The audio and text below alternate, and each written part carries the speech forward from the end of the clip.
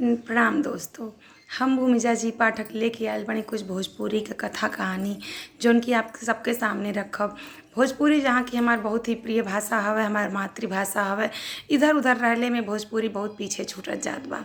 तो सोचनी है कि अभी कहानी तन जौन बहुत प्रसिद्ध कहानी हमारे लेखक जे लिखले रहल हवे, एक से एक पुस्तक लिखल गइल बा अपने बढ़िया बढ़िया कहानी में। उ सब कहानी बहुत पीछे छूटत जात बाटे। आज के मोबाइल युग में वो कहानी का कोनो महत्व नहीं रह गइल बाटे।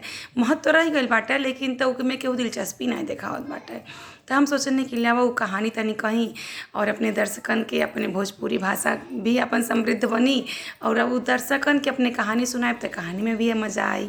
और आज के जौन पुस्तक से हम कहानी पढ़े जात बाटी वो बहुत ही प्रसिद्ध पुस्तक पंचतंत्र जौन कि श्री विष्णु शर्मा जी द्वारा रचित बाटे। ओकर पहला भाग है मित्र लाभ से शुरू करत बाटी। और भी भाग हो सकेला लेकिन जौन पुस्तक हमरे पास बाटे उमें पहला भाग मित्र लाभ से हम शुरुआत करत बाटी आप सबसे। तो आप लोग कहानी के आनंद लें और कहानी हम अच्छे से कह सकी एक आशीर्वाद दें आप लोग। मंदाकिनी नदी के तट पर प्रसिद्ध शहर का प्रसिद्ध राज्य पाटलिपुत्र जौन केहू के परिचय का मोहताज नहीं रहल उस समय। पाटलिपुत्र वह पाटलिपुत्र जौन आज बिहार के राजधानी अपने पटना बाटे। उस समय वो एक बहुत विशाल बहुत समृद्ध राज्य रहल। वहाँ का राजा रहने सुदर्शन, बहुत ही नीतिज्ञ, बहुत ही कूटनीतिज्ञ, राजनीतिज्ञ, मतलब सर्वगुण संपन्न राजा जौन की अपने पराक्रम से चारों ओर विस्तार करत रहने अपने राज्य के। बुद्धि विवेक में एकदम बहुत ही प्रसिद्ध बलवान वो राजा का कीर्ति दूर दूर तक फैलल रहल। लेकिन एठो बहुत बड़ा चिंता राजा के घेर ले रहल। राजा के पुत्र जौन रहना है तो बड़ा निकम्मा रहना है। वो लोग कुछ काम नहीं करे, शिकार खेले, राजसी योग भोग जौन भी बात सब लोग भोगे, लेकिन कोनो भी प्रकार के उनके दिलचस्पी नहीं रहल राज्य में। तो राजा बड़ा चिंतित चले। एक दिन राजा बहुत बड़े बड़े कवि, बहुत बड़े बड़े विद्वान लोगन के सभा लगौना। राजा के सभा में रोज लगत रहल ऐसन सभा, लेकिन वो दिन बहुत विशेष सभा रहल। बहुत दूर दूर के अपने भारत से ही नहीं अनेक देशों से बहुत बड़े बड़े जो विशेषज्ञ रहना विद्वान पंडित सब आइल रहल, सब बैठल रहल। तो वहीं में एक ठो विद्वान के वो खड़ा होके एक ठो श्लोक पढ़लस। वो श्लोक के अर्थ रहल कि जौन प्रत्यक्ष रूप से हमन के आँखी देखता तौन त कार्य बटले बा, लेकिन बहुत सारा ज्ञान की आँखी से देखल जौन चीज़ हमन के चाही वो चीज़ हमन के नाय देख पावेनी। बहुत सारा चीज़ हमन के ज्ञान के आँखी से देखल जाई तब पता चली। काहे कि प्रत्यक्ष रूप से देखले में और ज्ञान के रूप में देखले में बहुत अंतर होला। वो तो कह के बैठ गई ना, लेकिन राजा के वो दिन पूरी रात नींद ना आई। कहना कि हमार जौन भी लइका बाणे इतना वो इतना नालायक हो गइल बाणे, इतना निकम्मा हो गइल बाटे।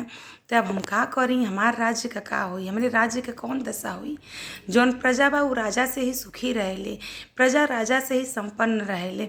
और जब हमारे लइकन का बुद्धि विवेक ही कार्य नहीं करी तो वो प्रजा हमार कैसे सुखी रही। राजा पूरी रात बहुत ही मतलब चिंतित अवस्था में गुजरने, नींद ना आई। एक दिन बीतल, दूसरे दिन भी राजा बहुत बीमार प्रतीत भइल। तो उनका मंत्री पूछने कि कौन समस्या बा बताई आप। तो वो कहना कि हमके अपने लइकन के बहुत चिंता होत बाटे और वो का होई आगे वो लोगन के जब वो लोग अब्बे से तर निकम्मा बाटत है। तो रात तो वो जो मंत्री कहना अच्छा आप जैसे वो दिन विद्वान बुलौले रहनी, एक दिन और विद्वानन के सभा करी, देखी कुछ न कुछ निर्णय अवश्य निकली। राजा कहना ठीक बा। फिर राजा बहुत दूर दूर से लोगन के बुलवाना, बहुत दूर दूर से बहुत सारा विद्वान पंडित राजनीतिज्ञ हर एक जौन भी विभाग बाटे वो विभाग का एक से एक विशेषज्ञ लोग आइल बैठल। राजा कहना कि चूँकि हम अपन राज्य बहुत अच्छे से करत बानी आप सबके सहयोग से, तो बहुत संतोष बा कि हमार प्रजा सुखी बाटे। लेकिन एठो बहुत बड़ी चिंता के बात ही बा कि हमार जौन लड़के बाने, हमार अगली पीढ़ी बा उ लायक नहीं बाटे। और जब तक अगली पीढ़ी लायक नहीं रही तैसे तब हम कैसे निश्चिंत रहब अपने राज्य के प्रति। तब तक हमके हमेशा चिंतित रहब कि हमार राज्य कैसे फली फूली। कहाँ कि जहाँ का राजा परवाह करे ना वहीं के प्रजा भी सुखी रहेले। तो हमारे लइकन के आप लोग कुछ ऐसा करें, कुछ ज्ञान दें, कुछ भी करके वो लोगन के काम योग्य बनाई। तब सब शांत हो गई, बहुत चिंता हो गई सबके कि अब का होई, अब तो ये बहुत बड़ी समस्या हो गई बाटे। तब वहाँ वही में एक बहुत बड़ा पंडित, बहुत बड़ा विद्वान पंडित विष्णु शर्मा जी आइल ना। वो राज्य में वो खड़ा भइल दरबार में। कहना कि महाराज आप काहे चिंता करत बाटी हमरे रहले से, हम आपके लइकन के ले जाइब आ योग्य सुयोग्य आपके उत्तराधिकारी बना के राज्य में उपस्थित करब। हम जिम्मेदारी लेते हैं आपके लइकन के।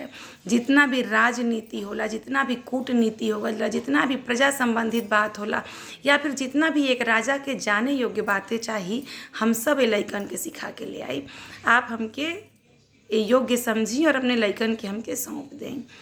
राजा बहुत खुश भई ना, कहना ठीक है ले जा। अब हमार भार बहुत हल्का हो गई। हम बहुत विश्वास से आपके अपने पुत्रन के सौंपत बाटें कि आप ये राज्य योग बना देना। विष्णु शर्मा जी बोलना कि निश्चिंत रहें आप, हम ले जाते हैं लइकन के। ऊ तो लेके लइकन के आ गई ना। राजा तब वो सोचत रहना कि मतलब हमार लइके तो दूर गई ना, लेकिन तो ई लोग अगर सही से बन जात, बढ़िया अपन हमार उत्तराधिकारी बन जात, हमारे राज्य हमारे प्रजा के लोग सेवा भाव से देखत, तो हम बहुत शांति का जीवन जीती। तब अपन राजा यहाँ राजकाज में लग गई ना, और वहाँ लेके गई ना पंडित विष्णु शर्मा जी। तो वहाँ वो सोचे लगना कि ये लड़कन के हम लेते आ गई नहीं, पर ये लड़कन के मन पढ़ाई लिखाई में बिल्कुल नहीं लगत बाटे। वो लोगन के मन चंचल रहल, तक ऐसा कहा करें कि लगे कहाँ कि जब वो कोनो लाइन पढ़ावे चाहे कुछ बतावे तो लड़के में अपन तनको दिलचस्पी नहीं लें, वो लोगन के तनको अच्छा नहीं लगे। तो राजा का तब वो सोचा ना पंडित विष्णु शर्मा की ये लोगन के कहानी के माध्यम से हम समझाई, कोनो जौन भी कूटनीति के बात बा, चाहे जौन भी विवेक और बुद्धि के बात बाटे, हमें लोगन के कहानी के माध्यम से समझाई। एक दिन शाम का सबके बैठाऊ ना, कहना सब लोगन आवा बैठ, हम तो लोगन के कहानी के माध्यम से कूटनीतिज्ञ और राजनीति के बात बताई, जौने में तो लोगन के आनंद भी आई और तो लोगन के मतलब सीख भी मिली। लड़के बहुत खुश भई ना, कहना ठीक है सुनाई। तो जो विष्णु शर्मा सुनावल शुरू कई ना, तो ई पहला भाग हमारे पास जौन पुस्तक बाटे ओमे मित्र लाभ कई के बा। मित्र लाभ के पहला जौन शीर्षक बा उ लालच में अंधा भइल बाटे। लालच में जौन भी अंधा हो जाना मनुष्य, उ बाहर नहीं निकल पावे ना। तो यही के शिक्षा देते बाणे पंडित विष्णु शर्मा। तो सुनिए आगे का कहानी आप लोग। गोदावरी नदी के तट पर बहुत विशाल सेमल के वृक्ष रहल। इतना विशाल वृक्ष रहल कि बहुत दूर तक ओकर शाखा फैलल रहल। आ सब बहुत आराम से वहाँ मतलब जे भी पथिक जाते गोदावरी नदी का ठंडा शीतल जल पिए, वहाँ सेमल के नीचे वृक्ष के नीचे आराम करे। और सेमल के वृक्ष के ऊपर हजारों पक्षी अपन घोंसला बना के रहत रहना। वही सेमल के वृक्ष पे एक ठो कौआ रहे, वो लघुपतनक नामक वो कौआ का नाम, लघुपतनक वो कौआ का नाम रहल। तो लघुपतनक वो कौआ जौन रहना वो बहुत पुरान रहना, बहुत अनुभवी रहना, बुजुर्ग हो गई रहना। वो अपने पूरा परिवार के साथे वो पेड़ पे रहत रहना और पूरा वो ध्यान रखें, जैसे कोनो शिकारी आवे तब वो इनके पता चल जा, बता दें सबके जितना भी वहाँ पक्षी रहना है कि शिकारी केहू आइल बाटे। ये तरीके से कई वर्ष बीत गई। बहुत आनंद से वो सेमल के वृक्ष पे सब लोग रहत रहल। और ठीक सेमल के वृक्ष के ही बगल में एक बहुत बड़ा आम के पेड़ रहल। ये दोनों पेड़ से वहाँ का स्थिति परिस्थिति, वहाँ का वातावरण बड़ा ही सौम्य सुंदर बनल रहल। जे आवे ते आम तूरे, आम के मौसम में आम खा, पानी पिए, सेमल के नीचे आराम करे, फिर अपन राय धरे। एक दिन का भइल, एक ठो शिकारी आइल। एक ठो शिकारी आइल, देखलस कि त बड़ा मनोरम जगह बाटे। सेमल के वृक्ष, आम के वृक्ष, बढ़िया गोदावरी का जल। कहलस आज हम यहीं जाल बिछाई, यहीं जाल बिछाई और यहीं हम आराम करब। आ जरूर कोनो न कोनो पक्षी जाल में फंसी। ई सब लघुपतनक कौआ देखत रहना। उ अपने पूरा जौन सेम के ऊपर और आम के ऊपर पक्षी लोग रहल तेके सतर्क कर दिया ना कि तो लोगन सतर्क रहिया, ई जौन शिकारी आइल बा शिकार के मतलब से आइल बा, आ केहू न केहू के फांसी जरूर। तो सब सतर्क हो गई। शिकारी का कैलस, आम के पेड़ पे चढ़ गई, आम के पेड़ पे चढ़ गई, आम खैलस। फिर जब बहुत देर हो गई फिर उतर आई, जल पियलस गोदावरी नदी के। सुतल रहल कुछ देर जौन सेमल के पेड़ के पीछे लुका के, लेकिन कुछ नहीं भइल। बहुत देर इंतजार करत करत उ तनिकन आगे बढ़ी गई और उ का कैले रहल, चावल के दाना पे अपन जाल बिछौले रहल। दूर जाके आराम करत रहल।